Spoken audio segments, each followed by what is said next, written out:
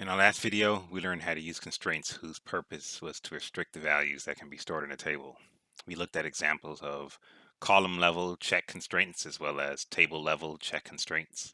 But after you create tables and databases, sometimes you may need to change them or even delete them. So in this video, we are going to learn how to delete indexes, tables, and databases. Hey everyone, and welcome back to the SQL Server Series. This video is brought to you in reference to Joe Marach's SQL Server 2016 for developers. If you're interested in purchasing a copy of this book, then please follow the link in the description below.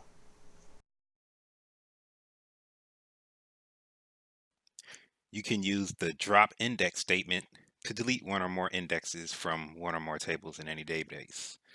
You can use the drop table statement to delete one or more tables from any database. You can use the drop database statement to delete one or more databases from the current server. If other objects depend on the object you're trying to delete, SQL Server won't allow the deletion.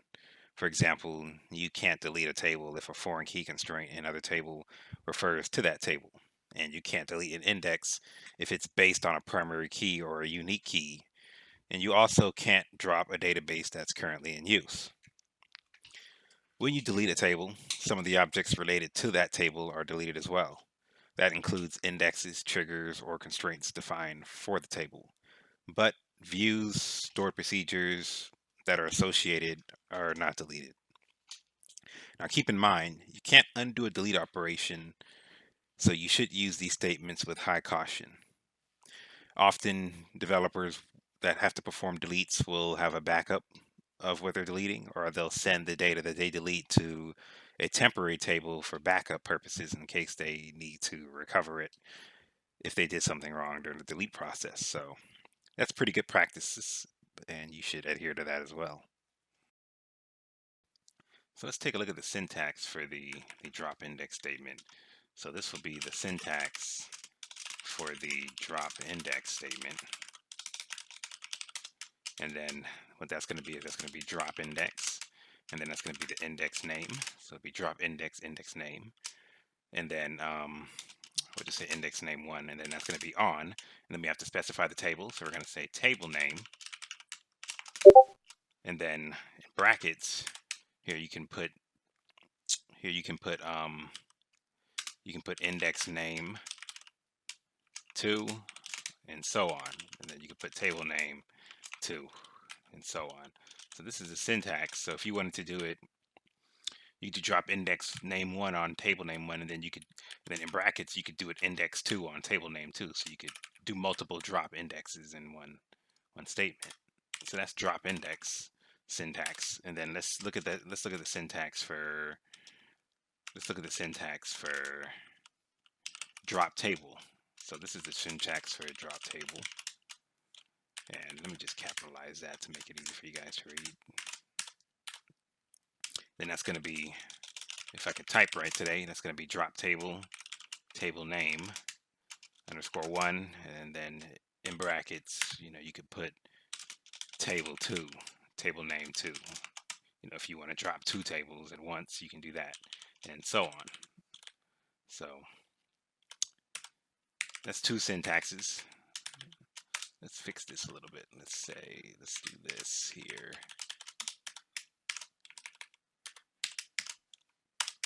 Right, and then this will be the syntax for this one. And then this one right here will be the syntax for drop table. Now let's look at the next one. The next one's going to be the syntax for the drop database statement. And that's going to start off saying drop database, database name. It could be database name 1, and then in brackets, you could do a comma separated database name 2, and then so on. Now, you don't even need the brackets. If you were to write your statement, it could be drop database name 1, comma, database name 2. And that would perform the same action. Now let's look at the syntax for a statement that deletes database objects. So in here, I'll put this one will be a statement that deletes database objects.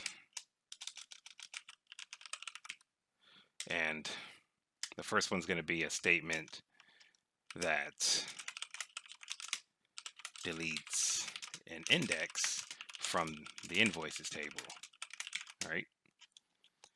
And so what I'll do is I'll say drop index ix invoices on invoices.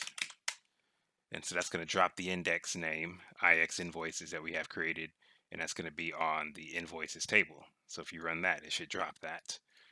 But before you could do that, you have to make sure that you're using your correct database. And I believe I closed my previous script from the last video. So if I were to run this statement, it might not do it because it doesn't exist. Yep, see, it doesn't exist. But you guys get the idea. In our previous video, we created an index.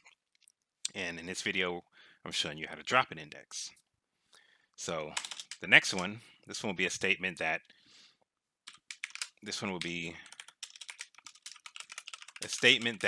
deletes a table from the current database. All right. And so I can say drop table vendors1. And if I created a table called vendors1 and I ran this, it would delete that table. Now, as you see, if I backspace on that one, it does have a vendors table. So it would drop this table right now if I were to run that. But then I would lose all my data and I wouldn't have any backup for it. So that's that statement there. And then the next one here is going to be a statement that a statement that qualifies the table to be deleted, right? And so this is going to be drop table new ap.dbo.vendors1. And so what this is doing is a statement that qualifies the table to be deleted. This is specifying the server name. This is specifying the database name, not the server name. This is specifying the database name .dbo, stating that it's a database object, the table name. So this is taking the long route. So up here, if you were to use AP, then it would use AP and then it would automatically find vendors under the AP database. But if you omit this and you don't have a use statement up right now, up here at the top left, you're still on master. Let's say you're on master here still. Then you can say drop table ap.dbo.vendors, as you can see that, and it'll find it. And so this is a statement that qualifies the table to be deleted. And this was a statement that would do it from the current database that's already selected. So as you can see, they perform the same action. It's just one is able to do it without a use statement, and the other one needs the use statement. Most developers, you'll probably see them use it either way. Most of the time, you'll probably see them qualify it because when you're running scripts across multiple environments, it's easier to qualify it. That way you don't need a use statement. That way you know you're going directly to it. And so let's take a look at one more example here. This is a statement that deletes a database. And then this is just going to be drop database new AP. So if the new AP database existed, it would drop it. So that's how to delete an index and delete a table from a current database, and to qualify a table to be deleted, and to delete a database. Now, you should usually never use these statements in a production database without first consulting a DBA. If you are the DBA, obviously, then you'll probably be using them, but you'll know that before you drop a database or a table or an index, that you should probably just create a backup of it, because you just never know what's going to happen when it comes to deleting production data from an environment. So that is all for this video. In our next video, we're going to learn how to alter a table. So if you're interested in our next video, head on over to database-tutorials.com, subscribe to our YouTube channel, and check it out.